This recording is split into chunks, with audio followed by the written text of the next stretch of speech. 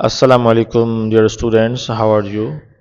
امید ہے کہ آپ سارے بخیر و عافیت ہوں گے، اور ہم آپ سب کو اپنے چینل فاطمہ اکیڈمی میں خوش آمدید کہتے ہیں۔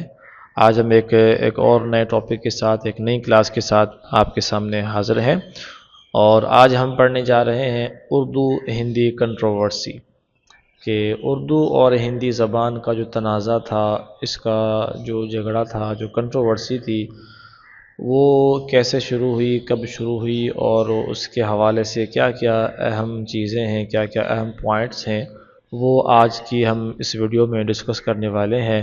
تو جو ہمارے چینل پر نئے ہیں ان سے گزارش ہے کہ ہمارے چینل کو سبسکرائب کریں اور بیل آئیکن کو پریس کریں، اور ہمارے جو پچھلی ویڈیوز ہیں ان کو بھی آپ ضرور دیکھیں، کیونکہ پچھلی ویڈیوز اگر آپ دیکھیں گے تو ان کے دیکھنے سے بھی آپ کو آنے والی جو نیو ویڈیوز ہیں وہ بھی آپ کو سمجھ میں آئیں گی۔ تو ہم چلتے ہیں اپنے ٹاپک کی طرف۔ ہمارا ٹاپک کا نام ہے اردو ہندی کنٹروورسی، ٹھیک ہے جی۔ اچھا، یہ جو تنازع تھا اس کا ایئر بھی سامنے لکھا ہوا ہے 1867، یہ اس کا جو ہے ایئر ہے۔ اس ایئر کو بھی آپ لوگوں نے ذہن میں رکھنا ہے، کیونکہ جو ایم سی کیوز آتے ہیں پیپرز کے اندر، اور بالخصوص ہم یہ ویڈیوز بنا رہے ہیں گورنمنٹ ٹیسٹ کے حوالے سے۔ گورنمنٹ کے جو ٹیسٹ ہوتے ہیں، چاہے وہ جے ایس ٹی کا ہو، جے ای ایس ٹی کا ہو، اچھا اس کے علاوہ ایس ایس کا ہو، ایس ایس ٹی، بہت ساری پوسٹیں گورنمنٹ کے ٹیچنگ کے اعتبار سے آتی رہتی ہیں، اور دیگر ڈپارٹمنٹ میں بھی۔ تو اس کے اندر بھی اس طرح کے جو سوالات ہیں تو وہ آتے رہتے ہیں، تو اس میں بعض اوقات سال بھی پوچھ لیتے ہیں، بعض اوقات کچھ اور چیز پوچھ لیتے ہیں۔ تو یہ سال یاد رکھنا یہ بھی آپ لوگوں کے لیے بہت ضروری ہے، کہ یہ جو اردو ہندی کنٹروورسی، یہ جو معاملہ ہوا تھا، یہ کون سے ایئر میں ہوا تھا؟ تو وہ تھا 1867۔ پہلا پوائنٹ ہے ہمارا، in 1871 the lieutenant governor of Bengal G Campbell banned Urdu in the provinces. اس کا مطلب یہ ہے کہ بنگال کا جو اس وقت کا جو گورنر تھا، اس کا نام تھا لیفٹیننٹ گورنر جی کیمپبیل۔ اس نے کیا کیا تھا 1871 میں، اردو پر بنگال کے دونوں صوبوں میں، چاہے وہ مشرقی بنگال ہو یا مغربی بنگال ہو، تو بنگال میں انہوں نے جو ہے اردو پر پابندی لگا دی تھی۔ اب اس کے پیچھے ریزن کیا ہے، اس کے پیچھے کیا وجہ ہے، یہ ہم ذرا سنتے ہیں۔ آپ کے سامنے یہ باکس آپ کو نظر آ رہا ہوگا، اس کے اندر آپ دیکھیں لکھا ہوا ہے کہ اردو ہندی کنٹروورسی 1867۔ اس کے اندر جو فرسٹ پوائنٹ ہے یہ بڑا اہم پوائنٹ ہے، اس کو آپ نے ذہن نشین کرنا ہے۔ اس کے اندر کیا لکھا ہوا ہے کہ Urdu replaced Persian as an official language in 1837۔ Urdu نے فارسی زبان کو ریپلیس کر دیا تھا ایز اے آفیشیل لینگویج 1837 میں۔ 1837 کے اندر یعنی کہ کیا ہوا تھا کہ 1837 سے پہلے جو دفاتر کے اندر اور عدالتوں میں جو زبان تھی، جو آفیشیل لینگویج جس کو آپ کہہ سکتے ہیں، تو وہ 1837 سے پہلے وہ فارسی زبان تھی بر صغیر کے اندر۔ لیکن 1837 کے اندر پھر جو ہے اردو کو فارسی زبان سے ریپلیس کر دیا گیا تھا۔ اردو کو دفاتر میں، عدالتوں وغیرہ میں اور حکومتی اداروں کے اندر جو نافذ کیا گیا تھا وہ اردو زبان تھی، اور وہ سال تھا 1837۔ اچھا، اب جیسے ہی اردو کو جو ہے دفاتر میں ایز اے آفیشیل لینگویج جو ہے وہ نافذ کر دیا گیا، تو پھر اس کے بعد یہ پوائنٹ ہم نے پڑھ لیا ہے۔ پھر اس کے بعد جو ہے اینٹی اردو ایگیٹیشن بائی ہندوز۔ پھر کیا ہوا؟ پھر یہ ہوا کہ ہندوؤں کی طرف سے جو ہے اردو کے خلاف جو ہے احتجاج، اور اردو کے جو ہے وہ خلاف جو ہے نا وہ تحریکیں وغیرہ شروع ہوئی، کیونکہ وہ چاہتے تھے کہ دفاتر کے اندر اردو نہ بلکہ ہماری زبان جو ہے ہندی کو استعمال کیا جائے، ٹھیک ہے جی۔ اچھا، اس کے بعد جو ہے نیچے اسی باکس کے اندر ایک پوائنٹ لکھا ہوا ہے، اس کو بھی یاد کر لیں، کیونکہ آپ کو پتہ ہے کمیشن کے ٹیسٹ ہوتے رہتے ہیں، یا این ٹی ایس کے ٹیسٹ ہوتے رہتے ہیں، یا پھر آئی بی سکھر والوں کے ٹیسٹ ہوتے رہتے ہیں، یا پھر جو ہے اگر آپ بڑے لیول کی بات کریں تو سی ایس ایس کے بھی ٹیسٹ ہوتے رہتے ہیں۔ تو ان میں کہیں سے بھی جو ہے وہ جو ایگزامینر ہیں وہ سوال آپ سے پوچھ سکتا ہے۔ تو یہ سوال بھی بڑا اہم ہے، اردو ڈیفینس ایسوسی ایشن نواز محسن الملک 2 مئی 1900. یعنی کہ محسن الملک جو تھے یہ بنگال کے رہنما تھے، انہوں نے جو ہے ایک تنظیم بنائی تھی اردو ڈیفنس ایسوسی ایشن کے نام تھے، اور اردو کے حمایت میں، اردو کے حق میں یہ تحریک بنائی گئی تھی 2 مئی 1900 میں. اب ہم دوبارہ اپنے موضوع کی طرف آتے ہیں، تو اس میں یہ لکھا ہوا ہے، یہاں پر آپ دیکھ سکتے ہیں کہ Hindu demanded Hindi to be the official. اب ہندوؤں کا جو تھا وہ یہی مطالبہ تھا، ان کی یہ ڈیمانڈ تھی کہ جو آفیشیل لینگویج بر صغیر میں ہونی چاہیے، دفاتر کے اندر، عدالتوں کے اندر، دیگر حکومتی اداروں کے اندر جو آفیشیل لینگویج ہونی چاہیے وہ ہندی ہونی چاہیے.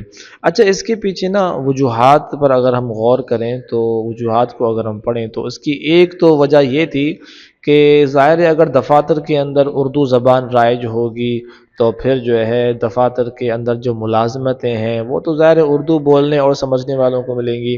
ایک تو یہ ریزن تھا. دوسرا ریزن یہ تھا کہ ہندو یہ سمجھتے تھے کہ بھئی ہندی جو ہے ہماری ایک مذہبی پہچان ہے، ایک مذہبی جو ہے ہماری زبان ہے، اور اس کے علاوہ جو اردو ہے وہ مسلمانوں کی زبان ہے. تو ایک یہ ریزن بھی تھا. اس وجہ سے جو تھے ہندوز نے یہ ڈیمانڈ کیا تھا کہ بھئی جو آفیشیل لینگویج ہونی چاہیے وہ ہماری زبان ہونی چاہیے اور وہ ہندی ہونی چاہیے. اچھا، آگے پوائنٹ میں یہ کہہ رہے ہیں کہ Muslims wanted Urdu to be the official language. ظاہر مسلمانوں کا مطالبہ، اور مسلمان یہ چاہتے تھے کہ اردو زبان کو نافذ کر دیا جائے.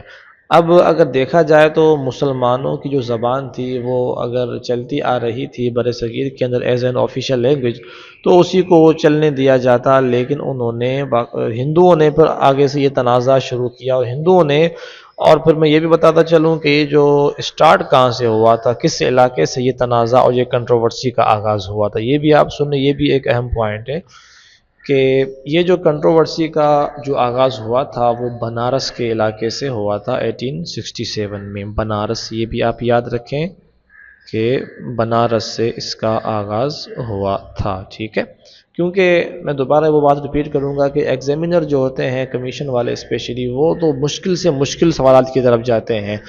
آپ یہ سمجھ رہے ہوں گے کہ ہم سے سوال پوچھ لیں گے کہ بھئی یہ بتائیں کہ اردو ہندی کنٹروورسی جو ہے وہ کس سال میں اسٹارٹ ہوئی. آپ سمجھتے ہیں کہ ہم سے یہ سوال پوچھ لیں گے، لیکن وہ بڑے چالاک ہوتے ہیں، وہ بعض اوقات جگہ کا نام پوچھ لیتے ہیں، بعض اوقات جو ہے اس وقت کے جو گورنر جنرل تھے، اس وقت کے جو حکمران تھے اس کا نام پوچھ لیتے ہیں، بعض اوقات کسی اور سوال کی طرف وہ چلے جاتے ہیں. وہ چاہتے ہیں کہ مشکل سے مشکل سوال ہم پوچھیں. تو ہمیں اگر ڈیپلی اسٹڈی ہم اگر کریں گے، بیک گراؤنڈ کی طرف اگر ہم جائیں گے، تو پھر انشاءاللہ کوئی بھی سوال ہم سے مس نہیں ہوگا. پھر وہ کوئی بھی سوال پوچھیں گے تو ہم اس کا جواب دے سکتے ہیں. تو بنارس سے جناب اس کا آغاز ہوا تھا، بنارس کے علاقے سے اس کا آغاز ہوا تھا اس اردو ہندی کنٹروورسی کا 1867 کے اندر. اچھا جی، اب جب یہ تنازع ہوا، یہ کنٹروورسی جب بڑھی، تو پھر اس کے بعد اس کے اثرات کیا ہوئے. اب ذرا اس کی طرف ہم ذرا توجہ کرتے ہیں تو ہمارے پاس ایک پوائنٹ یہاں لکھا ہوا ہے کہ sir Syed Ahmad Khan gave his two nation theory in response to the Urdu Hindi controversy. اچھا، سر سید احمد خان جو مسلمان رہنما تھے، لیکن یہ جو اردو ہندی کنٹروورسی سے پہلے یہ اس بات کے حامی تھے کہ ہندو مسلم اتحاد ہونا چاہیے، اور بر صغیر کے اندر یہ دونوں قومیں جو ہے اتحاد کے ساتھ، اتفاق کے ساتھ مل جل کر یہ رہیں، اور اپنے جو سیاسی، معاشی اور سماجی سرگرمیاں ہیں ان کو وہ ایک دوسرے کے ساتھ مل جل کر جو ہے وہ کرتے رہیں. لیکن جب سر سید احمد خان نے دیکھا اردو ہندی کنٹروورسی کو، جب دیکھا اور اس کے اندر بھی اختلافات کو، معاملات کو دیکھا، تو سر سید احمد خان اس نتیجے پر پہنچے کہ بھئی یہ ہندو اور مسلم یہ دو الگ قومیں ہیں، یہ کبھی ایک نہیں ہو سکتی. پھر انہوں نے جو ہے یہ ٹو نیشن تھیوری جو ہے یہ پیش کی کہ دو قومی نظریہ، جس کو اردو میں کہا جاتا ہے. اور یہ سوال بھی بڑا پوچھا جاتا ہے کہ سب سے پہلے دو قومی نظریہ کس نے پیش کیا تھا.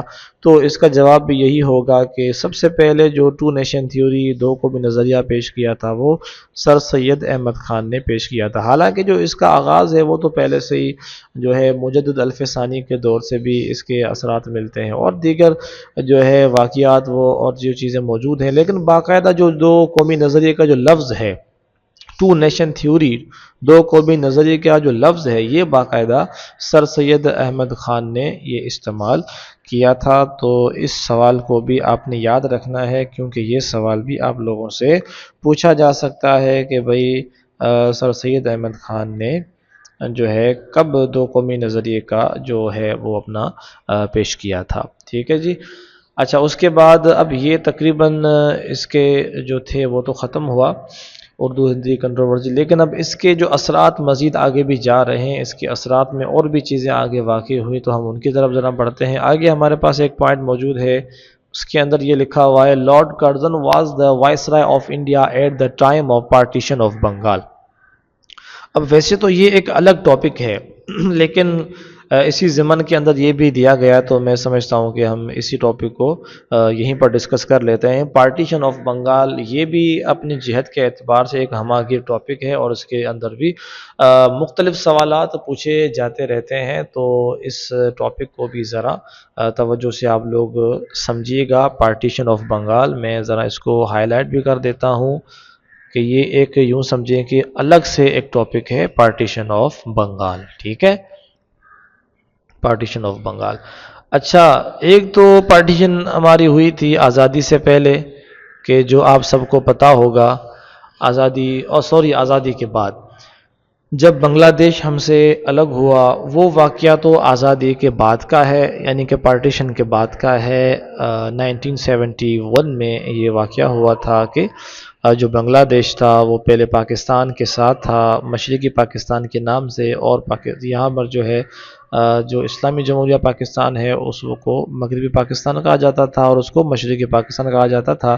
لیکن جو ہے 1971 میں 16 دسمبر کو بنگلہ دیش ہم سے جو ہے وہ جدا ہو گیا تھا، الگ ہو گیا تھا۔ اس کی جو الگ وجوہات ہیں، ریزن الگ ہیں، لیکن یہ جو پارٹیشن آف بنگال ہوئی تھی یہ تو 1905 میں ہوئی تھی، اور جو ہے اس کے حوالے سے یہاں پر بتایا جا رہا ہے کہ لارڈ کرزن جو تھے پارٹیشن آف بنگال کے وقت انڈیا کے وائسرائے تھے۔ اب یہ چیزیں بھی ذرا آپ کو ذہن نشین رکھنی چاہیے کہ جو مختلف جو ایونٹس ہوئے ہیں برِ صغیر کے اندر تحریک پاکستان کے حوالے سے، یا کوئی بھی واقعہ ہو، اس وقت جو تھے وائسرائے کون تھے انڈیا کے، اس طرح کے سوال بہت سارے میں نے خود ٹیسٹوں کے اندر دیکھے ہوئے ہیں، تو یہ چیزیں پوچھی جاتی ہیں۔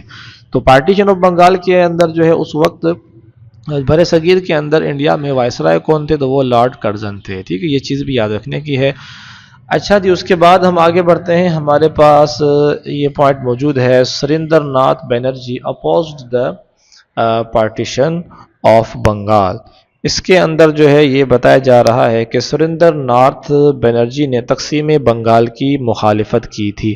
اب یہاں پر جو ہے نا پارٹیشن آف بنگال جو ہوا تھا، تو اس کے اندر یہ ہے کہ تقسیم بنگال میں مسلمان جو تھے نا وہ اس فیصلے سے راضی تھے، اس فیصلے سے وہ خوش تھے، کیونکہ مشرقی بنگال میں مسلمانوں کی اکثریت تھی، تو اس لیے انہوں نے اس فیصلے کا خیر مقدم کیا، کیونکہ اس سے ان کی معاشی اور تعلیمی حالت بہتر ہونے کی امید تھی۔ وہ یہ سمجھتے تھے کہ ظاہر ہے یا مسلمانوں کی اکثریت ہے، مسلمان زیادہ تعداد میں یہاں پر آباد ہے، تو پھر ہمیں جو ہے اس فیصلے سے جو ہے وہ فائدہ ہونے والا ہے۔ لیکن ہندوؤں کا رد عمل جو تھا وہ اس کے برعکس تھا، ہندوؤں نے اسے تقسیم کرو اور حکومت کرو کی پالیسی قرار دیا۔ ٹھیک ہے نا، یہ بھی ایک سوال ہے کہ بھئی ڈیوائڈ اینڈ رول، یہ ایک بڑا فیمس جو ہے وہ سینٹینس ہے، ایک جملہ ہے، یہ بولا جاتا ہے کہ اس کا کیا مطلب ہے، تو اس کا مطلب یہی ہے کہ بھئی تقسیم کرو اور حکومت کرو۔ یہ کس وقت یہ جملہ بولا گیا تھا، اس وقت بھی یہ بھی سوال اہم ہے، یہ جملہ جو ہے ڈیوائڈ اینڈ رول یہ کس وقت بولا گیا تھا، تو یہ پارٹیشن آف بنگال کے ٹائم پہ یہ بولا گیا تھا۔ ٹھیک ہے، اچھا تو اس کے بعد یہاں پر ہمارے پاس ایک پوائنٹ موجود ہے، اس کے اندر کیا بتایا جا رہا ہے، آئیے دیکھتے ہیں۔ On July 1905, Lord Curzon issued an order dividing the province of Bengal into two parts. یہ وہی بات ہے کہ بنگال کو دو حصوں میں تقسیم کر دیا گیا تھا، اور مشرقی بنگال اور مغربی بنگال کے نام سے۔ کب وہ یہ واقعہ ہوا تھا، تو یہ ڈیٹ بھی آپ یاد رکھ لیں کہ جولائی 1905 جولائی کا منتھ تھا، اور جو ایئر تھا وہ 1905 کا ایئر تھا۔ لارڈ کرزن نے باقاعدہ ایک آرڈر ایشو کیا تھا کہ بھئی جو بنگال صوبہ ہے اس کو ہم تقسیم کرتے ہیں۔ یہ تقسیم کاری کی وجہ کیا بیان کی جاتی ہے؟ وہ یہی وجہ بیان کی جاتی ہے کہ جو اس وقت کا سب سے جو بڑا جو صوبہ تھا، جو پروونس تھا، وہ یہی تھا بنگال، تو اس کے انتظامی اور حکومتی معاملات کو سنبھالنا برطانوی حکومت کے لیے مشکل ہو رہا تھا، اس لیے انہوں نے اس کو ڈیوائڈ کرنا چاہا تاکہ انتظامی جو معاملات ہیں اور جو حکومتی معاملات ہیں ان کو ہم بآسانی جو ہے وہ ادا کر سکیں، نبھا سکیں۔ اس کے بعد ہم آگے بڑھتے ہیں۔ آگے ہمارے پاس یہ پوائنٹ موجود ہے کہ Nawab Salimullah Khan was the leader of East Bengal's Muslims at the time of partition۔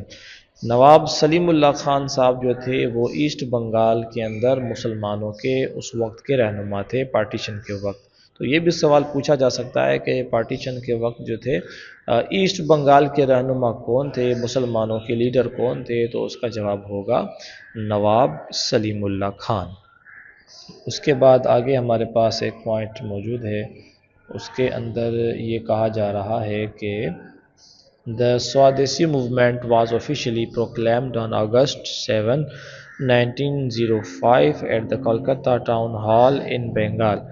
یہ جو سوادیسی جو موومنٹ تھی وہ اس کا بھی آغاز ہو گیا تھا۔ اس کا آغاز کیوں ہوا تھا؟ وہ یہی ہوا تھا کہ جو ہندوز تھے وہ یہ چاہتے تھے کہ بنگال کو تقسیم نہ کیا جائے، کیونکہ ان کو پتہ ہے کہ مشرقی بنگال کے اندر مسلمانوں کی اکثریت ہے، وہاں ان کو فائدہ ہوگا۔ ان کے ہندوؤں کا یہی مقصد تھا کہ کسی بھی طرح سے مسلمانوں کا فائدہ اور مسلمانوں کا سیاسی صورتحال میں یا سماجی صورتحال میں، تعلیمی صورتحال میں، کسی بھی صورتحال کے اندر مسلمانوں کا فائدہ نہیں ہونا چاہیے۔